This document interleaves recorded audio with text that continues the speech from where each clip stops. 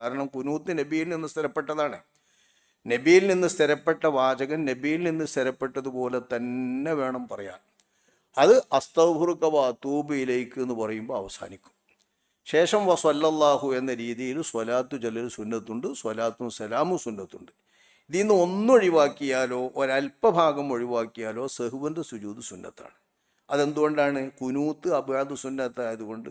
കുനൂത്തിൻ്റെ ശേഷം സ്വലാത്ത് നബിൻ്റെ മേലും ആലിൻ്റെ മേലും അസാബിൻ്റെ മേലും ഒക്കെ സുന്നത്താണ്.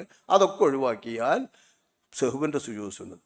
റബ്ബിഗ്ഫിർ വർഹം വഅൻത ഖൈറുർ റാഹിമീൻ എന്നത് മഹാനായ ഇമാം റൂയാനി എന്ന നമ്മുടെ അസ്ഹാബിൽ വുജൂഹിൽപ്പെട്ട മഹാനവറുകൾ ഈ കുനൂത്തും സ്വലാത്തും കഴിഞ്ഞതിൽ ശേഷം ഇങ്ങനെ വർദ്ധിപ്പിച്ചാൽ അത് ഹസനാകും, നന്നാകും എന്ന് ഒരഭിപ്രായ പ്രകടനം നടത്തിയതാണ്.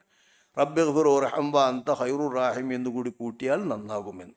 അതിനെ അനുകരിച്ചുകൊണ്ടും ആ അഭിപ്രായം സ്വീകരിച്ചുകൊണ്ടുമാണ് അത് നടത്തുന്നവരൊക്കെ നടത്തുന്നത്.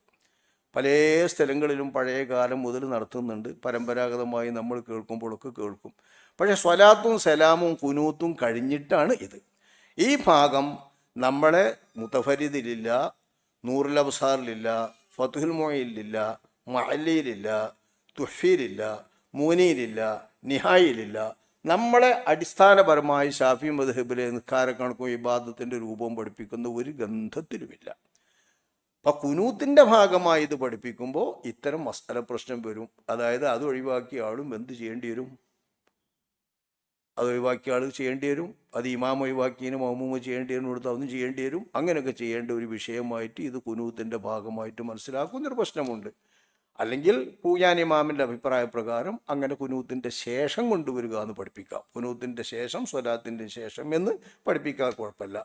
അങ്ങനെ പറയുന്നവരുണ്ട്. നമ്മുടെ ചില കിതാബുകളിൽ, ഉയർന്ന കിതാബുകളിൽ ചിലത് ഉദ്ധരിച്ചിട്ടുണ്ട് അത്. പക്ഷേ നമ്മളെ സാധാരണ പഠിപ്പിക്കുന്ന അമൽ നോക്കേണ്ട അവലംബിക്കുന്ന കിതാബിലൊന്നും ഇത് പഠിപ്പിച്ചിട്ടില്ല.